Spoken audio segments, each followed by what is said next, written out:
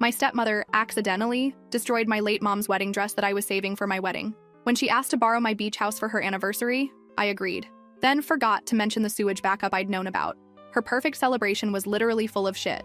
My mom passed away from cancer when I was 16.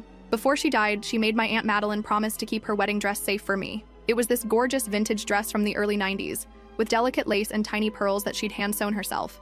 I have this one photo saved on my iPhone where she's twirling in it, looking so happy. That photo has been my lock screen for years. Every time I look at it, I remember how she used to say, "Some things are made with love, and you can feel it in every stitch." She spent 6 months adding those pearls one by one, while watching reruns of Friends on our old VHS tapes. My dad remarried Samantha 3 years after Mom died. Well, let's just say she's always trying too hard to be the perfect wife and mother, while constantly reminding everyone how much better she is at it than my mom was. She loves posting these staged family photos on her Instagram, usually with captions about blended family blessings and a bonus mom, even though I've told her multiple times I'm not comfortable with her using that term. Last Thanksgiving, she even made a TikTok about healing broken families, using our photos without asking permission. I found out when my college roommate sent me the link. Last month, I got engaged to Levi. When I told the family, Samantha immediately started planning our wedding on her Pinterest boards, despite me telling her I wanted something small and personal. She created this whole board called Modern Bride, Modern Life, and shared it with literally everyone in her Facebook mom group. But whatever, I could handle that. What I couldn't handle was what she did next. The dress was being stored at my mom's best friend Ivy's house, properly preserved in one of those special storage boxes. Yesterday, Samantha offered to help by picking up the dress since she was in the area and bringing it to my house. I was on a FaceTime call with my best friend Natalie when Samantha arrived, carrying the box like it was a bag of groceries. She set it down on my kitchen counter, right next to an open bottle of red wine. I remember thinking that was weird because Samantha doesn't even drink red wine. She's always going on about how she only drinks white because it's cleaner. Then she insisted on opening the box right there, even though I said we should wait and do it properly with my aunt present. You can probably guess what happened next. As she was accidentally pulling the dress out, her elbow happened to knock over the wine bottle. The entire thing spilled directly onto the dress. But here's the thing, her reaction was what got me. She didn't panic, she didn't rush to blot it or clean it. She just stood there for a second with this weird little smile before starting her dramatic "oh no" performance. It reminded me of those bad acting videos on YouTube where people fake reactions for insurance scams.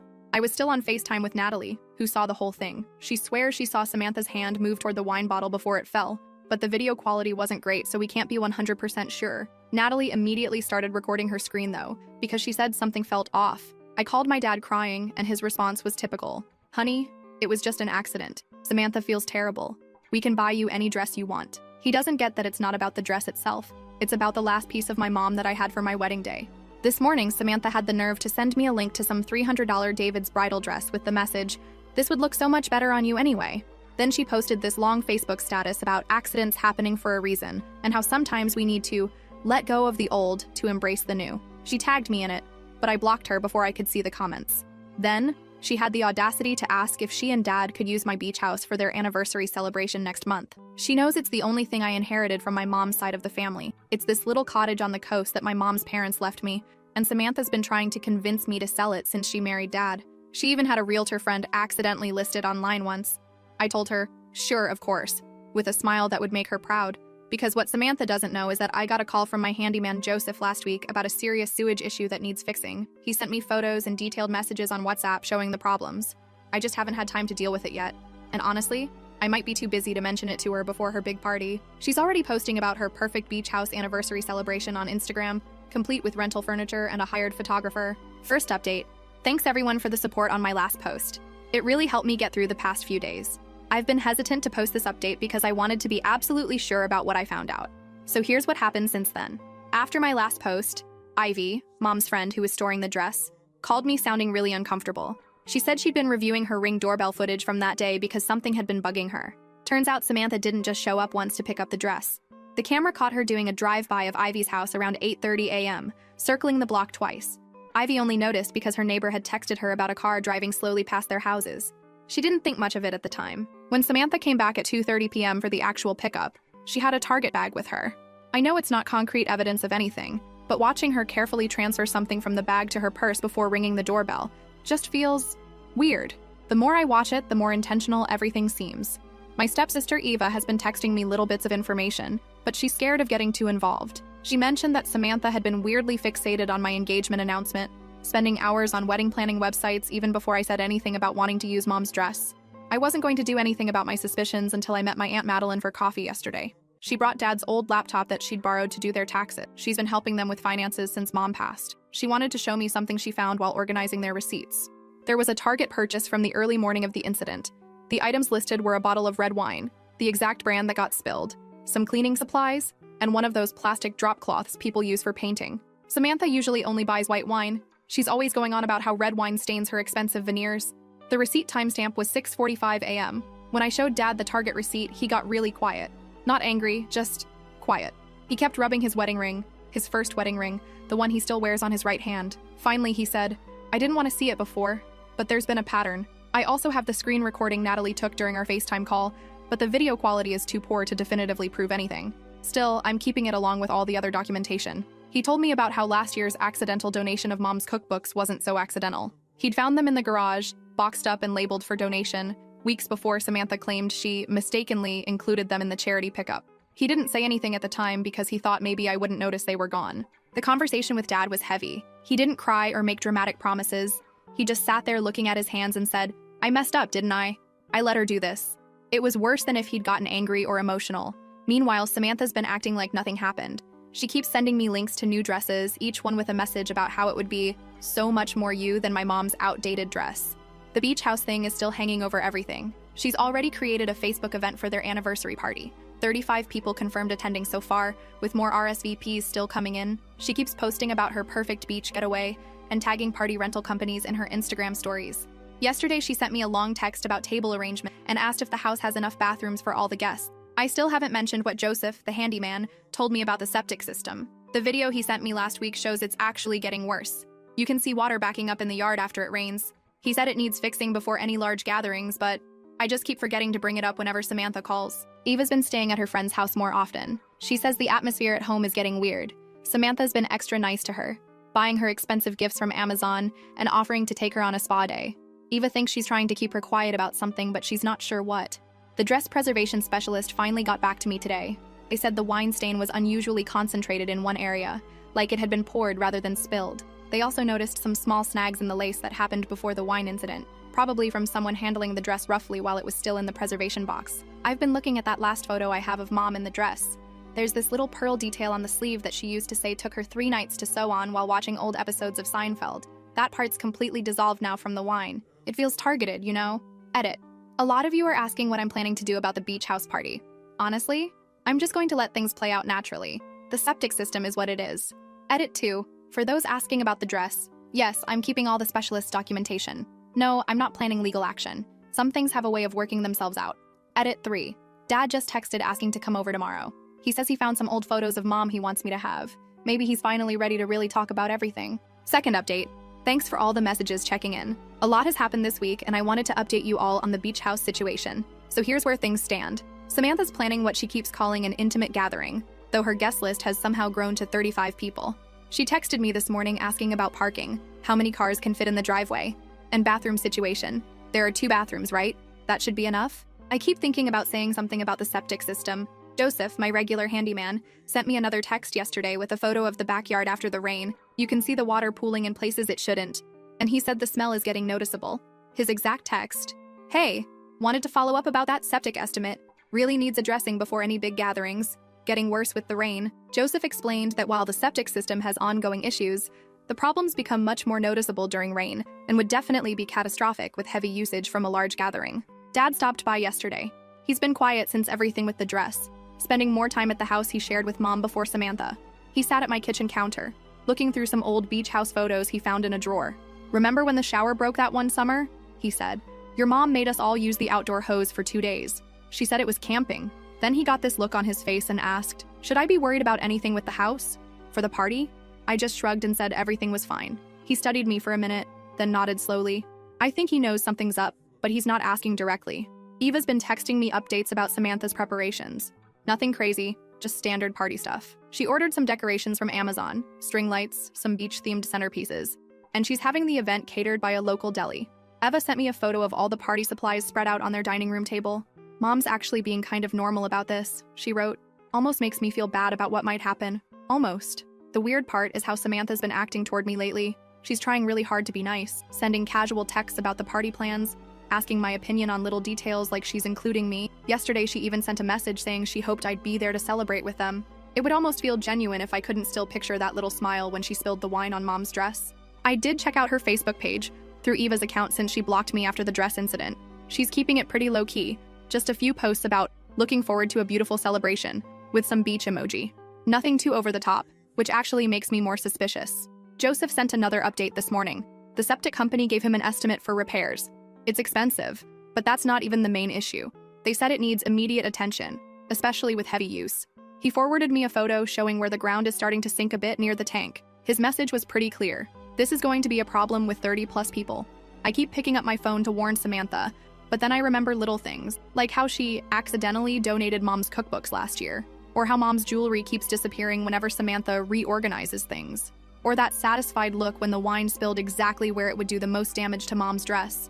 Eva came over for coffee this morning. She was helping Samantha pack supplies for the party and found the receipt for that bottle of red wine in Samantha's purse. "You know what's weird?" she said. "Mom never drinks red wine, says it stains her teeth, but she specifically bought that bottle the morning before going to get the dress. The party's this Saturday."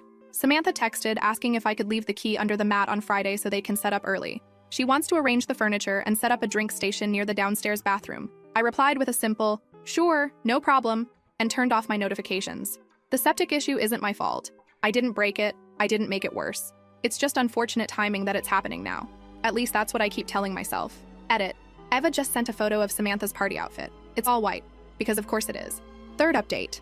So the beach house party happened yesterday, and it went exactly as expected, though the aftermath is more intense than I anticipated.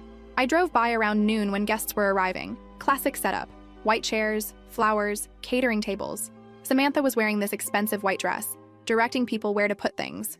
The problem started slowly. Eva texted around 1:30. "Bad smell in the backyard. Mom's getting annoyed." Then, "Downstairs toilet won't flush properly." By 2 p.m., both bathrooms were having issues. People kept asking about the smell, but Samantha was still trying to maintain control, telling everyone it was probably just low tide. Around 2:30, my neighbor called. "There's something wrong with your yard. Water's coming up everywhere." Eva's texts got more frequent. "The ground's getting really soft." Mom's freaking out at the catering staff because people keep asking to use their van's bathroom. Then it all fell apart during their toast. The ground was so saturated that part of the deck area sank. Not dramatically, but enough to destabilize the buffet table. Their anniversary cake ended up sliding right into the mess. That's when Samantha stepped into what she thought was just wet grass and sank ankle deep in it, in her white dress, in front of her entire social circle. People started leaving pretty quickly after that. Not in a panic, but with that awkward, "oh, would you look at the time" energy. The smell had gotten impossible to ignore, and the wet spots in the yard were spreading. This is where things got ugly. Samantha completely lost it, started screaming that I'd deliberately sabotaged her party, that I'd planned this whole thing. She was calling people from her phone right there in the yard, frantically trying to find a lawyer who'd take her call on a Saturday, all while standing there in her ruined dress, mascara running. Dad's reaction wasn't the calm disappointment I expected. He was furious, both at me and Samantha. Started yelling about how much this was going to cost to fix, how irresponsible everyone was being. He kept switching between being angry about the septic system and demanding to know why Samantha had planned such a big party without checking about maintenance issues first. Eva recorded some of it on her phone. Samantha screaming about lawsuits and defamation, Dad yelling about property damage, guests quickly backing out of the driveway. It was chaos. I've gotten about 30 texts from Samantha since yesterday. They range from legal threats to guilt trips to straight-up rage. "You planned this. My lawyer will hear about this. You've ruined everything. Just like your mother, always having to be the victim." Dad's been calling nonstop too. He's not as philosophical as before, mostly concerned about the cost of repairs and saying things like, "I don't even know whose side I'm supposed to be on here," and "You're both acting like children." He's sleeping at his brother's house because apparently Samantha's still too upset to even look at him for not taking her side. The damage is real though.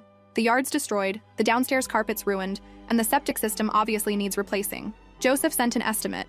It's significant. Samantha's already posted in our neighborhood Facebook group asking for recommendations for lawyers who handle property damage and intentional emotional distress cases. Eva's been sending updates all day.